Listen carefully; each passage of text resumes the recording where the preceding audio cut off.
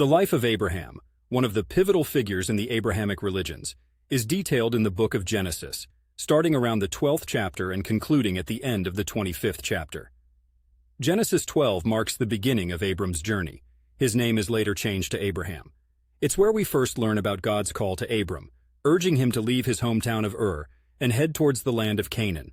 The text recounts the promise God made to him about becoming a great nation and his covenant, which is central to Jewish, Christian, and Islamic theology. From there, you follow Abraham through a series of adventures and pivotal events: his travels to Egypt due to famine, his dealings with Pharaoh, and his return to Canaan, where conflict arises between his herdsmen and those of his nephew Lot. The story unfolds with Abram's name change to Abraham, the introduction of the covenant of circumcision, and the ethically challenging narrative of Sodom and Gomorrah. The emotional peak of Abraham's story is probably in Genesis 22, with the binding of Isaac, known in Hebrew as the Akedah.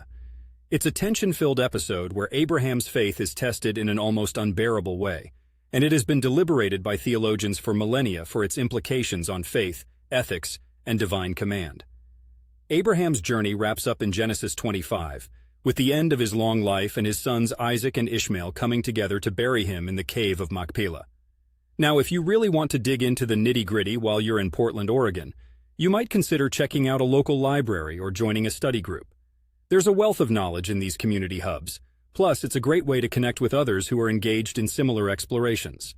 Philosophy groups, religious study gatherings, or even a dedicated book club could provide enriching discussions to enhance your understanding of these ancient texts.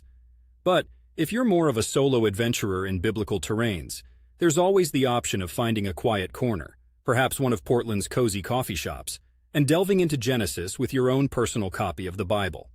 Whether it's a well-worn traditional print, a modern annotated version, or an app on your phone, Abraham's story is waiting. Remember, though, the context provided by religious scholars can add layers to your reading experience, and considering different interpretations can only deepen your understanding. Happy reading.